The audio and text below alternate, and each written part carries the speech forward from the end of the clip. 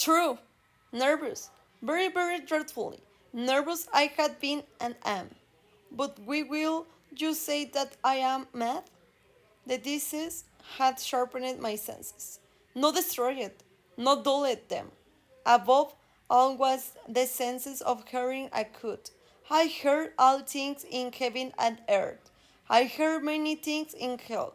How, when, am I mad? Hearken and observe how healthily, how calmly I can tell you the whole story.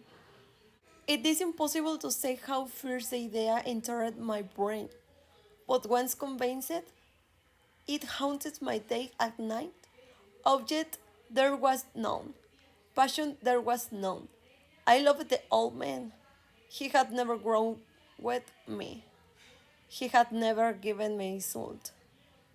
For his whole, I had no desire. I think it was his eyes. Yes, it was this. He had the eyes of vulture, a pale blue eyes, with a film over it. Whenever it fell upon me, my blood ran cold, and so by degrees, very gradually, I made up my mind to take the life of the old man, and thus rid myself of the eye forever. Now, this is the point. You fancy me mad? Madman? No, nothing. But you should have seen me. You should have seen how wisely I processed it. With what caution, with what foresight, with what dissimulation. I went to work. I was never kinder to the old man than during the whole week before I killed him, and every night about midnight I turned the latch of his door and opened it oh so gently. And then, when I had made an opening sufficient for my head, I put in a dark lantern. I closed it, that no light shone out, and then I thrust in my head. Oh, you will have loved to see how cunningly I thrust it in. I moved it slowly, very, very slowly, so that I might not disturb the old man's sleep.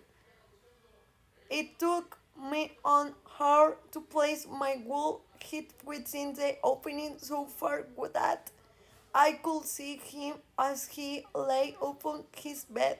He has, would madmen have been so wise as this? Then, when my head was well in the room, I undid the lantern cautiously. Oh, so cautiously, for the hang is grated. I undid it just so much that a single dim ray fell upon the vulture eyes. And this I did for 7 long nights, every night just at midnight. But I found the eyes always closed, and so it was impossible to do the work, for it was not the old man who vexed me, but his evil eyes. And every morning, when the day broke, I went boldly into the chamber and smote courageously to him, calling him by name in a hearty tone, and inquiring how he has passed the night. So you see, he would have been a very profound old man. Indeed, to subject that every night, just at 12, I looked in upon him while he sleep. Upon the eighth night, I was more than usually cautious in opening the door. A watch minute had moves more quickly than did mine. Never before that night had I felt the extent of my own powers, of my sagacity. I could scarcely contain my feelings of triumph. To think that there I was opening the door, little by little.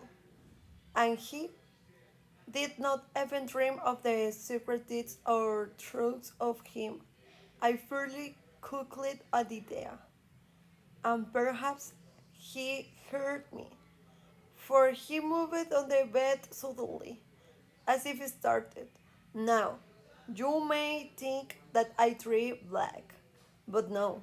His room of him was as black as pitch with the thick darkness, for the shutters were close fastened through fair robbers, and so I knew that he could not see the opening of the door, and I kept pushing in subtly. I cut my head and was about to open the lantern when my thumb slid open the thin fastening and the old man sprang up my bed, crying out, "Who is there?" I kept quite still and said nothing for a while, or I did not move a muscle. And this man, I did not hear him lie down. He was still standing on the bed listening, just as I have done night after night, hearkening to the dull watches in the wall.